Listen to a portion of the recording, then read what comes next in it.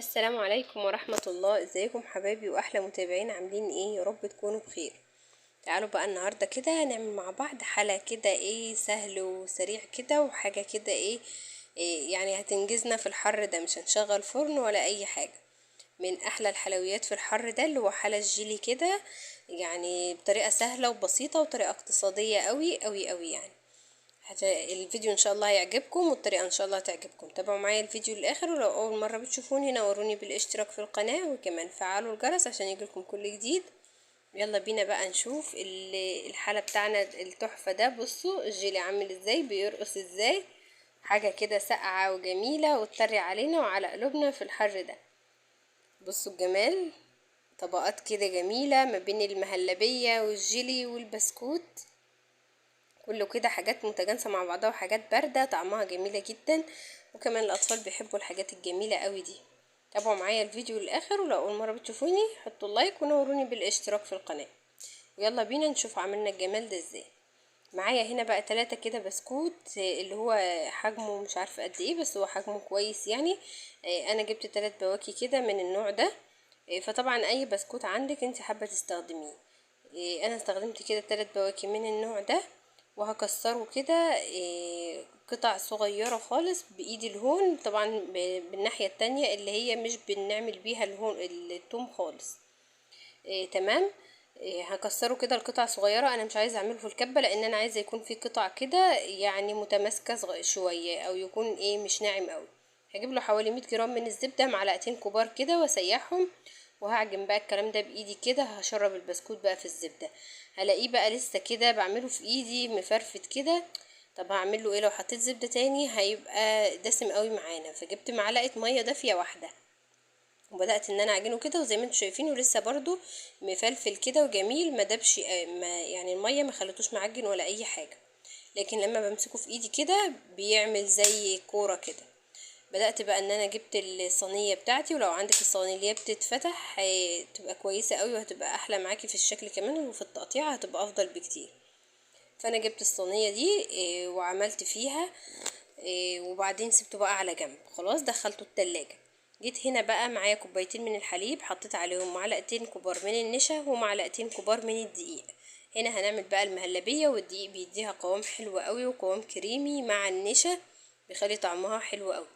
وهحط هنا بقى 6 معالق كده من السكر، بنفس المعلقة اللي انا حطيت بيها النشا والدقيق. حطيت 6 معالق من السكر لكل كوباية حليب. حطيت لها 3 معالق من السكر. تمام. هحطهم بقى على النار بعد ما دوبتهم كويس جدا على البارد. رفعتهم على النار بقى متوسطة كده، وهتنيني اقلب بقى باستمرار لحد القوام ده بقى ما يتقل معايا كده شوية، ويبتدي يتقل معايا. تمام. هنتنينا بقى نقلب كده باستمرار، وايدينا فيه، ايدينا ما نشيلهاش خالص، لان المهلبية احنا لو شلنا ايدينا هتبتدي تكلكع معانا.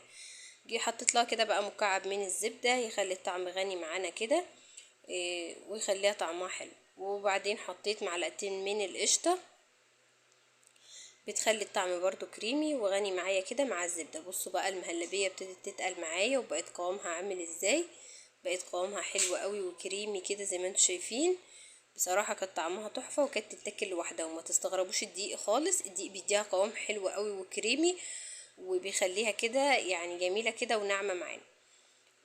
بس بقى بعد ما سبت البسكوت شوية في التلاجة، جبت بقى المهلبية بتاعتي وحطيتها على البسكوت، وبدأت بقى ان انا اظبطها كده بقى في الصينية، وهخبط بقى الصينية خبطات بسيطة كده عشان اظبط المهلبية بتاعتي. جبت هنا بقى كوباية وربع من المية الدافية. انا اتبعت التعليمات اللي على كيس الجيلي. وطبعا الطبقة دي لو حابة ان انت تستبدليها بمربى فراولة عادي جدا، ممكن تستبدليها بيها.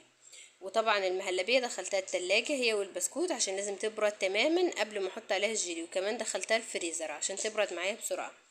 بعد ما دوبت كيس الجيلي في كوباية وربع من المية السخنة، حطيت بقى بعد ما داب تماما حطيت كوباية من المية الساقعة، وبدأت ان انا اكمل تقليب. يعني انا حطيت على باكو الجيلي كوبايتين وربع من المية.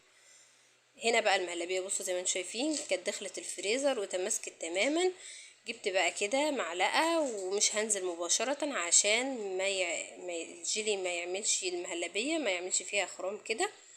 جبت معلقة ونزلت كده بالمعلقة عليها، بس. وهنحطه بقى في التلاجة، ده هياخد معانا وقت طويل شوية. انا دخلته التلاجة حوالي، يعني المفروض يقعد حوالي 6 ساعات او يوم كامل، افضل يعني. بس انا حطيته شويه في الفريزر، ده اللي خلاه يمسك معايا بسرعه كمان. بس زي ما انتم شايفينه كده طلع معايا بالجمال ده، ما اخدش وقت معانا خالص. يعني انتوا ممكن لو عملتوه من الصبح على بالليل كده هتكونوا بقى الحالة ده جاهز معاكم كده، وحاجة كده ايه جميلة في الحر ده ومناسبة جدا. يعني بقى لا فرن ولا اي حاجة، وتحلية سريعة كده وبسيطة وجميلة زي ما انتوا شايفينها. وبس كده يكون الفيديو بتاعي خلص النهارده. يا رب الفيديو يكون عجبكم والوصفه تكون عجبتكم. ما تنسوش تحطوا لي لايك ودعموني بكومنت حلو منكم، ونوروني بالاشتراك في القناه لو اول مره بتشوفوني. واشوفكم في فيديو جديد ووصفه جديده. مع السلامه.